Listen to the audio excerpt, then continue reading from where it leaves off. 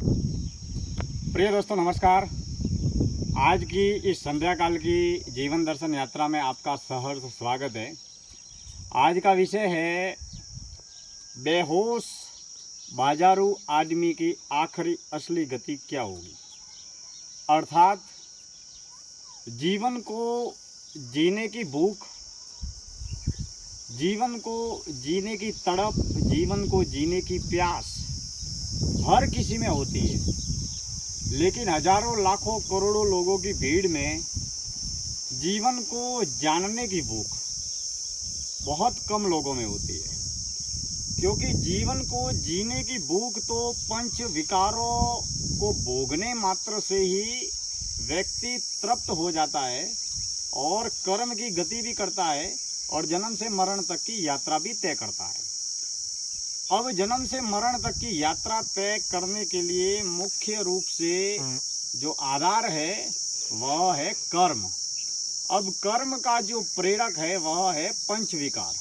पंच विकार में काम, क्रोध, लोभ, मोह और अहंकार। इन समस्त पंच विकारों के जरिए व्यक्ति ताउम्र अपने जीवन काल में दुकानदारी और दुनियादारी की नाटकबाजी करता रहता है और इसी नाटकबाजी में जन्म जीवन खो देता है। अब हमने जन्म क्यों पाया, जीवन क्यों पाया, जीवन का लक्ष्य क्या है, क्या खाकर पीकर जिंदगी को जीकर अंत में पंच तत्वों का पुतला पंच तत्वों में मिल जाता है और जैसे ही पंच तत्वों का पुतला पंच तत्वों में मिल जाता है वैसे ही हमारा मन भी मर जाता है या मन भी मिट जाता है। अब जो व्यक्ति बेहोशी में है या जो व्यक्ति मानव का चोला पहनकर इंसान का पुतला धारण करके भी जिसकी समझ केवल पशुतल और देह भाव पर ही केंद्रित है, रोटी कपड़ा मकान नींद और मैथुन, वहीं तक व्यक्ति की आखिरी असली सोच या समझ सीमित है। ज़्यादा से ज़्यादा धन कमा लेंगे, आज 1000 रुपया कमाया कल लाख कमाएंगे, करोड़ कमाएंगे, अरब कमाएंगे, खरब कमाएंगे या पूरा देश और दुनिया भर के संपत्ति के हम मालिक बन जाएंगे, लेकिन फिर भी खाएंगे 2 वक्त की रोटी ही। जो पूरी दुनिया का मालिक है, अरबों खरबों करोड़ों दुनिया का मालिक है, वो भी 2 वक्त की रोटी ही खाता है, पीने के वक्त पानी ही पीता है। और जो आज कमाया और आज खाता है, जो मजदूर किस्म का आदमी है वो भी रोटी ही खाता है, पानी ही पीता है। फिर चर्चित प्रसिद्ध लोकप्रियता की अंधी दौड़ में हम अपने जन्म और जीवन को खो देते हैं। ताउम्र हम चाहते हैं कि हमारा देश में, दुनिया में, गांव वालों में, गली वालों में, मोहल्ले वालों में, समाज में हमें मान सम्मान मिले, पद प्रतिष्ठा मिले, पुरस्कार मिले, बहुत बड़ा नाम हो दुनिया में, हम बहुत अच्छे आदमी हैं, बहुत भले आदमी हैं, बहुत बड़े आदमी हैं, बहुत अमीर आदमी हैं, इत्यादि तरीके से इस अंधी दौड़ में ही जन्म और जीवन खो देते हैं। और कई बार इस अंधी दौड़ में हम इतने शामिल हो जाते हैं, इतने इस अंधी दौड़ में पीछे पड़ जाते हैं कि हम जो जीवन को जीना चाहते हैं, हम अपने जीवन को जो जीना चाहते हैं, अपने जीवन का जो अवलोकन करना चाहते हैं या अपना जीवन जो अपने लिए जीना चाहते हैं, वो कभी जी भी नहीं पाते हैं। जीवन को खोजना, जीवन को ढूंढना, सत्य की खोज करना, ये तो कोसों दूर की बात है, हम अपना जीवन भी अपने लिए जी नहीं पाते हैं। दरअसल हमारे चंद पदार्थों की भीड़ हम जुटाने में लगे रहते हैं और फिर पंच विकारों को भोगने में लगे रहते हैं। फिर दुर्गुण जो है राग द्वेष ईर्ष्या जलन नफरत अहंकार घुटन, एक दूसरे का बुरा करना, बुरा सोचना, बुरा बोलना इत्यादि तमाम तरीके की बुराइयों में हम केंद्रित रहते हैं या बुराइयों में आकुल व्याकुल रहते हैं। इसमें ही हमारा जन्म और जीवन खो जाता है और इसी की वजह से हमारे जीवन में भयानक अशांति भी प्राप्त होती है। अब विषय है कि बेहोश बाजारू आदमी के जीवन की आखिरी असली गति क्या होगी। ज़्यादा से ज़्यादा वो धन कमा लेगा, लाख कमाए तो करोड़, करोड़ है तो अरब, अरब है तो खरब और देश और दुनिया का मालिक बन जाएगा, यानी कि चंद पदार्थों की भीड़ जुटा लेगा, गाड़ी बंगला कार पैसा प्रॉपर्टी, सबसे ज़्यादा धन की अमीरी प्राप्त कर लेगा और यही अमीरी को प्राप्त करते करते एक दिन दुनिया से अलविदा हो जाएगा। फिर नाम की प्रसिद्धि बहुत, आज 10,000 लोग जानते हैं, कल 10 लोग लाख लोग जानेंगे, फिर परसों और भी लोग जानेंगे, फिर गांव वाले समाज वाले देश वाले बहुत बड़े बन गए तो पूरी दुनिया भर के लोग जानेंगे। तो चर्चित, प्रसिद्ध और लोकप्रियता की अंधी दौड़ में हम कई बार अशांति भी प्राप्त करते हैं और इसी अंधी दौड़ में जन्म और जीवन खो देते हैं। फिर बहुत सारे बड़े बड़े संस्थाओं के, संगठन के, समाज के अलग अलग पद प्राप्त कर लेंगे, फिर अपने अपने कार्य क्षेत्र में बहुत कुछ करेंगे और पुरस्कार प्राप्त कर लेंगे। कभी ये पुरस्कार प्राप्त किया, कहीं ये पुरस्कार प्राप्त किया, और इसी मोह, आसक्ति, आकर्षण में फिर हमारा जन्म और जीवन खर्च हो जाता है, नष्ट हो जाता है, और पंच तत्वों का पुतला पंच तत्वों में मिल जाता है, मन भी मिट जाता है, और हम आत्मा या परमात्मा, सत्य या शून्य की खोज से ताउम्र अनभिज्ञ रहते हैं।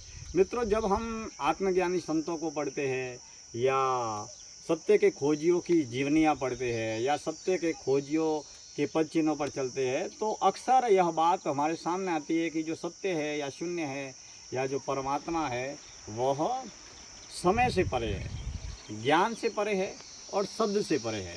लेकिन हमारा जन्म और जीवन तो ताउम्र शब्द में, ज्ञान के बाजार में ही, अंधी दौड़ में हम इस जन्म और जीवन को खो देते हैं। लेकिन मित्रों, मैं कभी किसी भी मोड़ पर संसार का, बाजार का विद्रोह नहीं करता हूँ, और न ही मैं संसार, बाजार या मेरी प्रसिद्धि, मान सम्मान, पद पुरस्कार का विरोधाभासी हूँ। मैं इसे सहर्ष स्वीकार करता हूँ, लेकिन जीवन के रहते ही जीवन की समझ को विकसित कर लेना चाहिए।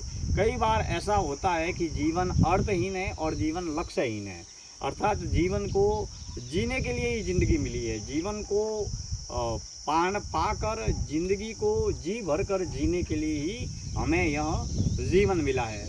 लेकिन अगर इस तल की बात करें कि ज़िंदगी जीने के लिए मिली है, तो पशु, पक्षी, जीव जंतु, जानवर, कीड़े मकोड़े, वो भी पंच विकारों को भोगते हैं और हम भी पंच विकारों को भोगते हैं।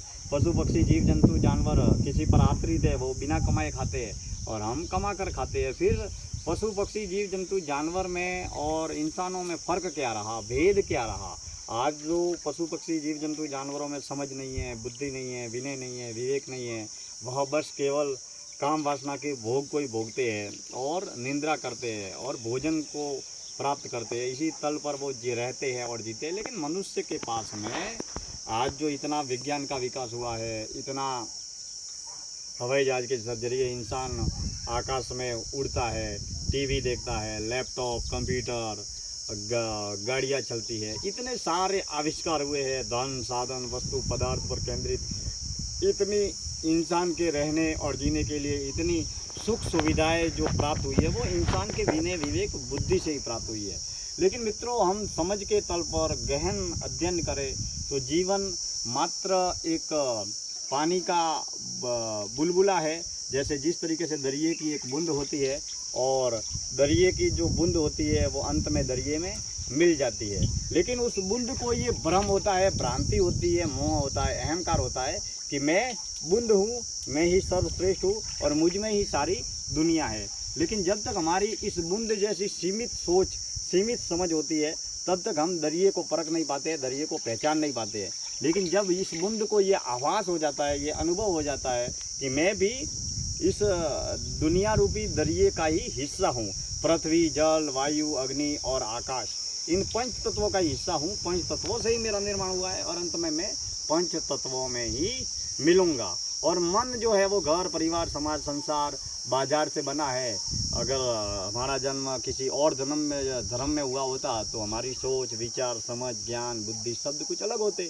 अगर हमारा जन्म अमेरिका में हुआ होता, इंग्लैंड में हुआ होता, दुबई में हुआ होता, तो वहाँ पर हमारा शब्द, हमारा ज्ञान, हमारी बुद्धि, हमारा बेस या हमारी जो कंडीशनिंग है वो अलग तरीके की होती। तो जिस घर, परिवार, समाज, संसार में रहते हैं उसके अनुसार ही हमारा मन होता है, उसी के हमारी बुद्धि होती है, उसी के अनुसार हमारा ज्ञान होता है। तो मित्रों, हमारा जो ज्ञान है वो भी आखिरी असली सत्य नहीं है और दूसरों के द्वारा सौंपा गया जो ज्ञान है वो भी आखिरी असली सत्य नहीं है। ये जो बूंद है ये आखिरी असली सत्य नहीं है, आखिरी असली सत्य है दरिया, दुनिया, सृष्टि और ब्रह्मांड।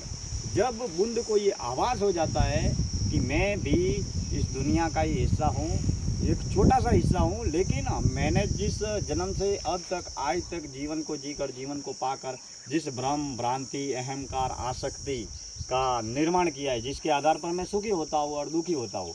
दरअसल सच कहे तो ज़िंदगी में पाने या खोने जैसा कुछ भी नहीं है, ज़िंदगी में जीने के लिए बहुत कुछ है। लेकिन मित्रों, एक बात यहाँ पर ये भी आती है कि हम घर परिवार समाज संसार में रहते हैं, हम एक समाजवादी प्राणी हैं, हम एक आदर्शवादी जगत में रहते हैं, हम एक अच्छे सर्वश्रेष्ठ समाज का, सर्वश्रेष्ठ जीवन का और आदर्शवादी मानवीय मूल्यों का निर्माण करना चाहते हैं। इसके लिए जीवन में सामाजिक आदर्शवादी और समाजवाद का पालन करना भी अत्यंत आवश्यक है, ताकि हमारा जीवन सर्वश्रेष्ठ बन सके, बेहतर बन सके। सेवा, दया, करुणा, त्याग और मानवीय गुणों को विकसित करके हम खुद भी अपने जीवन को आगे बढ़ा सके और अन्य लोगों को भी जीवन में आगे बढ़ा सके और हम अपने जीवन को सर्वश्रेष्ठ बना सके और इस धरती पर जो भी गरीब है, ज़रूरतमंद है, उनके मददगार भी बन सके। तो मित्रों, जीवन के रहते हुए जीवन के मौन मुक्त सत्य की खोज करनी चाहिए। आज की इस जीवन दर्शन यात्रा में इतनी बातें। कल हम किसी और नए विषय को लेकर बातचीत करेंगे। धन्यवाद।